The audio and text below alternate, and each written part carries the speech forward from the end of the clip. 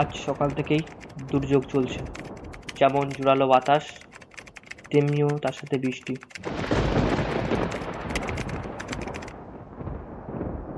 জয়চাঁদ তখনও অফিসের কাজে ব্যস্ত। হঠাৎ করে তার পাশে রাখা মোবাইল ফোনটা বেজে উঠল।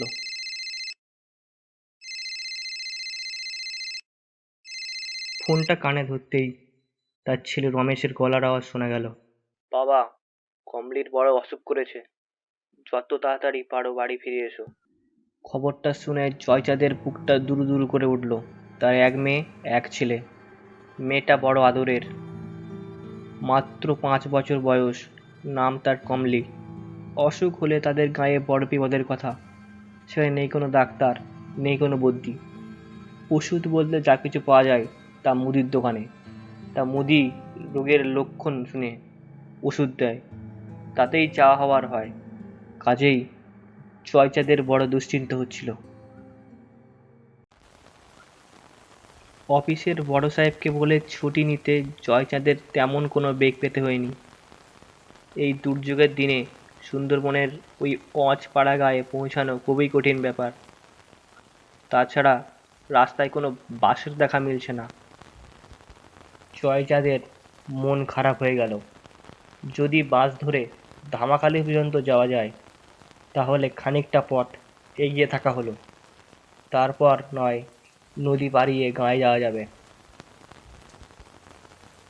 অনেকক্ষণ ধরে অপেক্ষা করার পর একটা বাস আসলো। জয়চাঁদ বাস ধরে নিশ্চিন্ত হলো। জয়চাঁদ কর্মসূত্রে শহরে থাকে। সপ্তাহে মাত্র একদিনই ছুটি পায়। তাই সে বাড়িতে থাকে না বললেই চলে। বাড়িতে এক ছেলে ও এক মেয়ে নিয়ে তার স্ত্রী একাই থাকে। হঠাৎ করে আজ তার মেয়ের অসুখ, তাই তার চিন্তার কোনো শেষ ছিল না। বাসের মধ্যে তেমন কোনো ভিড় ছিল না। মোটে 3 থেকে 4 জন যাত্রী হবে। তাদের মধ্যে অধিকাংশরই বাড়ি ফেরার তাড়া।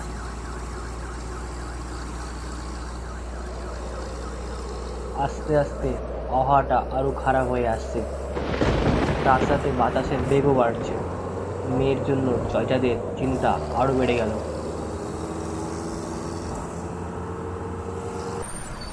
রাস্তায় গাড়ি খারাপ হয়ে যাওয়ায় যে গাড়ি বিকেল 5টায় ধামাখালি পৌঁছানোর কথা, সে গাড়ি পৌঁছাতে রাত 8টা বেজে গেল।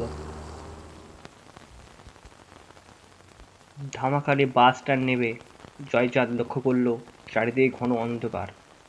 ক্ষণে ক্ষণে বাজ পড়ছে। তার হাতে কোনো টর্চ নেই। তাই জয়চাঁদ ফোনের ফ্ল্যাশটা জ্বালিয়ে নদীর ঘাটের দিকে রওনা দিল। বাস স্টপ থেকে নদীর ঘাটে যেতে প্রায় 15 মিনিট সময় লাগে। এই বৃষ্টির রাতে রাস্তায় কোনো অটোরিকশা বা ভ্যান নেই। গ্রামের কাঁচা রাস্তা দিয়ে জয়চাঁদ এগিয়ে যেতে লাগলো। রাস্তায় কোনো লোক নেই। ঘন কালো মেঘে চারিদিকে ঢেকে রেখেছে।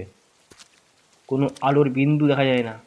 চারিদিকে ঘন অন্ধকারের মাঝে জয়চাঁদ আস্তে আস্তে সামনের দিকে এগিয়ে যেতে লাগলো। হঠাৎ করে রাস্তার পাশের শিরীষ গাছে একটা পেঁচা ডেকে উঠল। ভয়ে জয়চাঁদের বুক কেঁপে উঠল। সামনে টিনুদের বাঁশবাগান। বাঁশবাগান পার হয়ে জয়চাঁদ নদীর ঘাটে পৌঁছে গেল।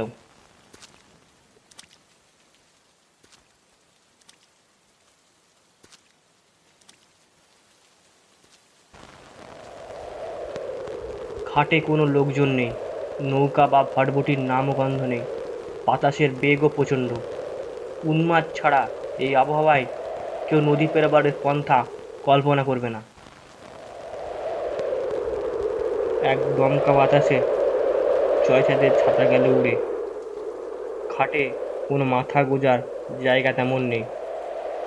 জয়চাঁদ বৃষ্টি বাতাস উপেক্ষা করে ঘাটে ভিজতে লাগলো। মেয়েটা কে জানি কেমন আছে, ভগবানই ভরসা।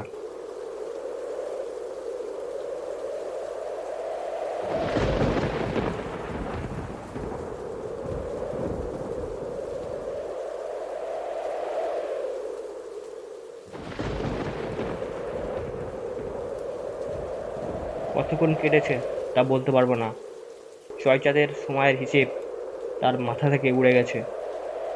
ঝড় বৃষ্টি একসময় প্রচণ্ড বেগে বেড়ে উঠল, এমন সাংঘাতিক যে জয়চাঁদ দুরন্ত বাতাসের ধাক্কায় জলে কাদায় মাখামাখি হলো তার সর্বাঙ্গ।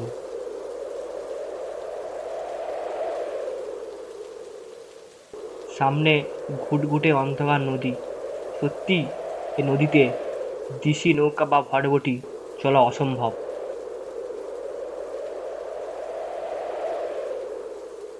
জয়চাঁদ তবু যে দাঁড়িয়ে আছে, কারণ এ নদীর ওপারে পৌঁছালে আরও ৫-৭ মাইল দূরে তার গাঁ। এখন থেকে সে যেন গাঁয়ের মাটির গন্ধ পাচ্ছে, মেয়েকে অনুভব করতে পারছে।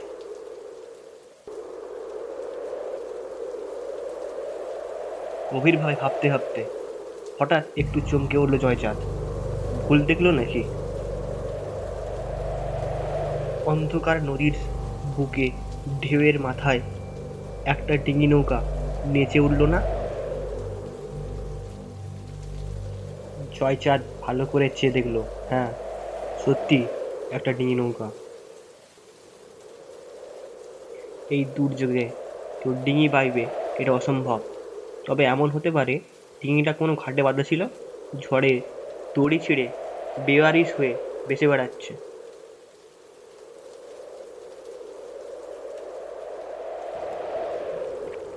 ডিঙি নৌকা কাছে আসলো। নৌকার অস্পষ্ট হ্যারিকেনের আলোয় এক জরাচীর্ণ চেহারার বুড়ো মাঝিকে দেখতে পেল জয়চাঁদ। মাঝি বলল, কে বটে তুমি? এই বাদলা দিনে কি মরতে এইছো? জয়চাঁদ বলল, আমাকে আপনি চিনবেন না। গান ফেরাবার জন্য দাঁড়িয়েছিলাম, হঠাৎ আপনার ডিঙিটা চোখে পড়ল। বেশ বাবু, তাড়াতাড়ি উঠে আসুন, আপনাকে তাড়াতাড়ি পৌঁছে দিয়ে। জয়চাঁদ আর কথা না বাড়িয়ে ডিঙিতে উঠে গিয়ে বসল।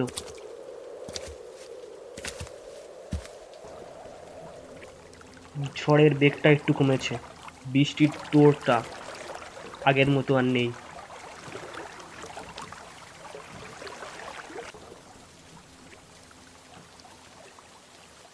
ডিঙিটা একটা ঢেউয়ের মাথায় উঠে পর মুহূর্তেই জলের উপত্যকায় নেমে যাচ্ছিল। আবার উঠল, আবার নামলো, ওঠা আর নামা। মাঝ দরিয়ায় জলের প্রচণ্ড তুফান, উত্তাল ঢেউয়ের ডিঙিটা যেন উলট পালট খেতে লাগলো।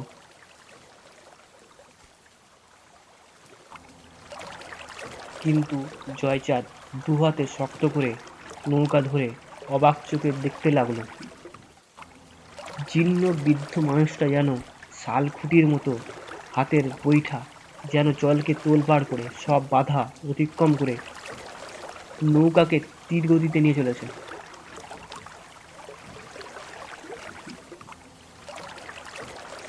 তা তুমি যাবে কোথায় বাবু? জয়চাঁদ হতাশ গলায় বলল, যাব মহেশতলায়। ওপার থেকে ৫-৭ মাইল পথ। মেয়েটার বড্ড অসুখ।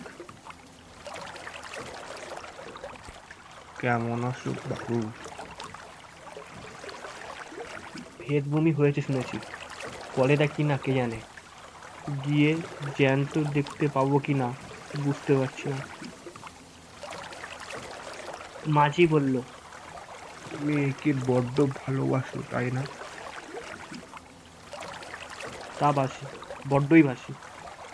মেয়েটা বড্ড বাবা বাবা করে। তা বাবু, আপনি কোথা থেকে ফিরছেন? আমি শহরে কাজ করি, বাড়িতে থাকি না বললেই চলে। বাড়িতে আমার স্ত্রী, ছেলে মেয়েকে একাই দেখাশোনা করে। হ্যাঁ, বুঝলাম। আমি যখন বেঁচে ছিলাম তখন আমারও একটা ছোট মেয়ে ছিল, বাবু বড্ড ভালোবাসতো। তার মানে? মানে বাবু, আমারও আপনার মতো ছোট একটা মেয়ে আছে।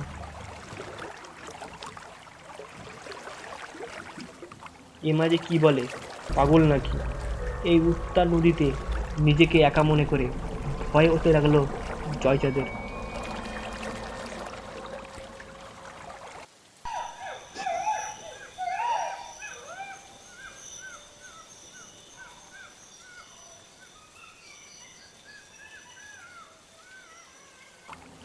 হঠাৎ শিয়ালের চিৎকারে জয়চাঁদের ঘোর ভাঙল।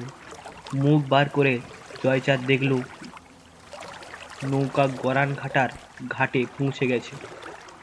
ঘাটের পাশে শ্মশান। জয়চাঁদ শুনেছে এখানে নাকি বড়ই ভূতের উৎপাত।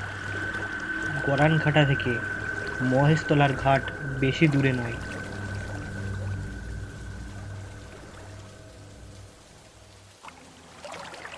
ভয় পেলেন নাকি বাবু? ভয় পাবেননি, আমি আছি তো। আপনার কিছুতেই আমি হতে দিব না। জয়চাঁদ মাঝিকে বলল, তাড়াতাড়ি এখান থেকে নিয়ে চলো, শুনেছি এখানকার জায়গা খুব খারাপ। হঠাৎ নৌকা কিসের সঙ্গে যেন ধাক্কা খেয়ে দুলে উঠল। জয়চাঁদ ভয়ে ভয়ে বলল, কি হলো মাঝি? ও কিছু না বাবু, আজ পোড়া মরা হবে। তুমি কি করে বুঝলে? আমি জানি আপনি ভয় পাবেননি, আমি আছি তো। নৌকা আবার দ্রুত বেগে চলতে লাগলো।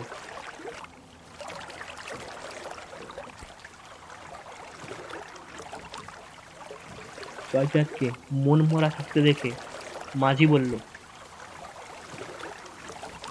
চিন্তা করবেননি বাবু, আপনার মেয়ে ভালো আছে, অসুখ সেরে গেছে। তুমি কিভাবে জানলে অসুখ সেরে গেছে? মাঝি আবার বলল, আমি সব জানি বাবু, চিন্তা করবেননি। জয়চাঁদ অন্ধকারে একটা মস্ত বট গাছের দিকে চেয়ে বলল,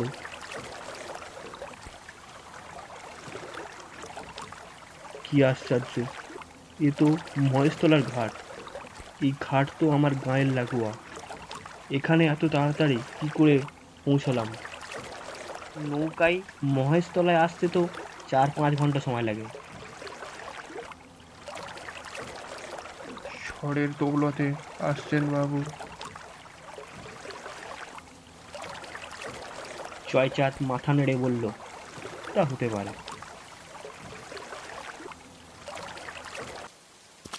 নৌকার ঘাটে পা রেখে জয়চাঁদ স্বস্তির নিঃশ্বাস ফেলল।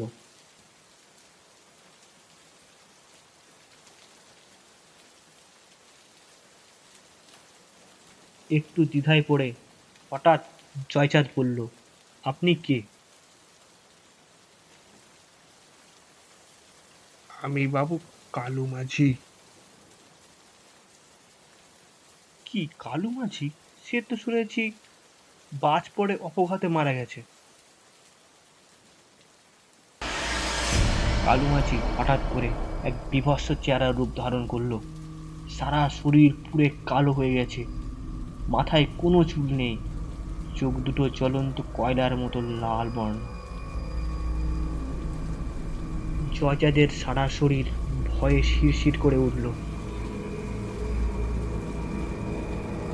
কালু মাঝি সব বুঝতে পেরে বলল, ভয় পাবেননি বাবু, আপনাকে আমি কোনো ক্ষতি করব না।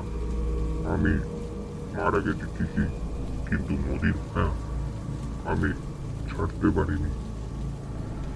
অনেকদিন ইচ্ছে ছিল কারোর সাথে মন খুলে কথা বলি, তাই আপনাকে পেয়ে খুব খুশি হয়েছি। আপনি বড় ভালো মানুষ। জয়চাঁদের মুখ দিয়ে কোনো কথা বার হচ্ছিল না, তার মাথা কাজ করা বন্ধ করে দিয়েছে।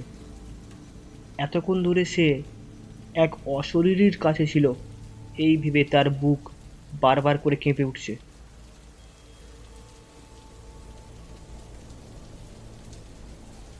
কালু মাঝি বলল, বাবু, এবার তাহলে আসি, ভালো থাকবেন।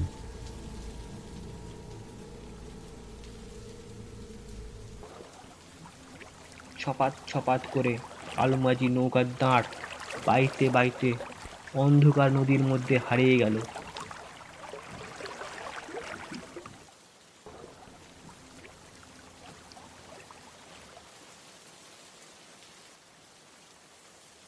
জয়চাঁদের বুক থেকে এক দীর্ঘ নিঃশ্বাস বার হয়ে আসলো। তখনও 2-1 ফোঁটা বৃষ্টি পড়ছিল।